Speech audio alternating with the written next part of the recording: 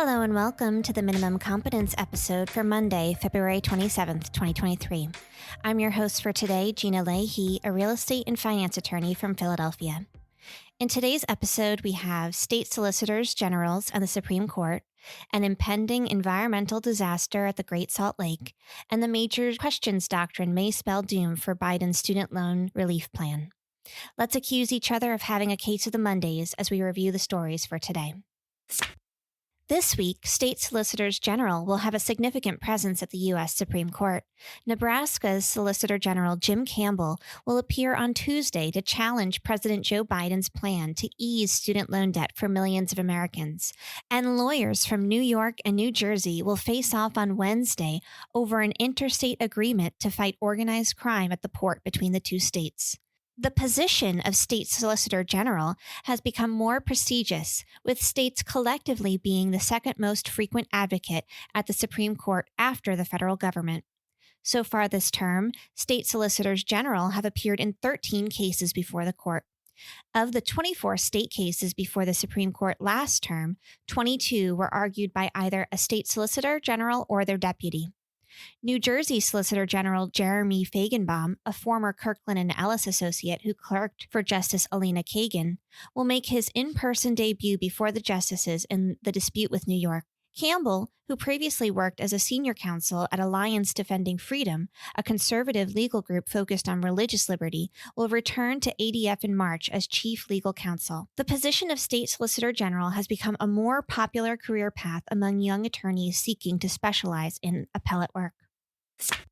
Scientists are warning of an impending environmental disaster for the Great Salt Lake, which has already shrunk by 2/3 and is at risk of disappearing entirely in the next 5 years. The shrinking of the lake could pose an existential threat to millions of people by exposing them to dangerous sediments and polluting the air around Salt Lake City with toxic dust. The lake needs an additional 1 million acre-feet per year to reverse its decline, which requires a 30 to 50% reduction in water consumption in Utah.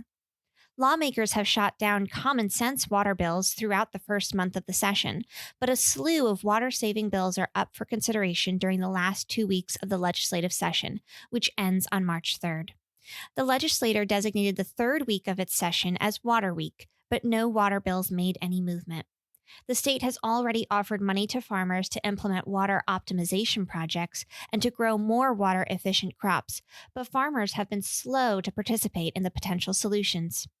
Losing the lake would expose arsenic, mercury, and lead, causing respiratory illnesses, cancer, and thousands of excess deaths from air pollution. It would also result in billions of dollars in economic damage, as well as the collapse of a vital ecosystem for migratory birds all over the Western Hemisphere. The U.S. Supreme Court is set to hear arguments on Tuesday in appeals by President Joe Biden's administration of lower court rulings blocking his plan to cancel $430 billion in student debt. However, legal experts have said that Biden's program may be scrutinized by the court under the major questions doctrine, an approach favored by many conservatives and business groups to curb what they call the excesses of the administrative state. The doctrine gives judges broad discretion to invalidate executive agency actions unless Congress clearly authorized them in legislation. The major questions doctrine is a legal principle used by the U.S. Supreme Court to determine the extent of executive agency power. The conservative justices on the Supreme Court have employed this approach to invalidate major policies by President Biden deemed lacking clear congressional authorization.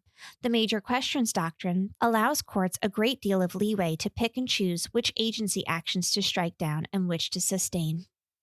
Critics of the plan argue that it is an overreach of the president's authority, while supporters say it would ease the financial burden on debt-saddled college-educated Americans.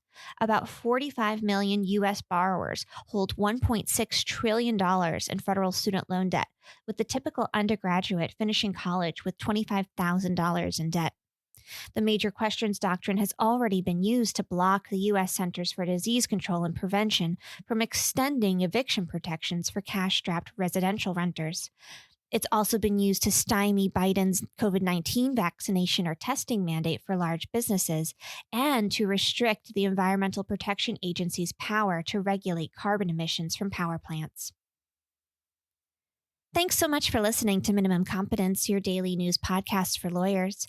If you're looking for more than minimum competence, links to further reading on all of the topics touched on today are in our show notes. If you have any questions or story suggestions, find us on Mastodon on the esq.social instance. I'm at Gina, and my co-host Andrew is at Andrew. Reviews go a long way towards helping new listeners find our show. If you have a moment and can leave a rating or review on your podcast player, we'd appreciate it.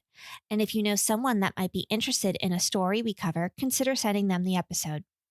Minimum Competence is part of the ESQ Cast network of podcasts and streams on esqstream.com. We'll see you back here tomorrow, and until then, insert something clever here, Minimum Competence.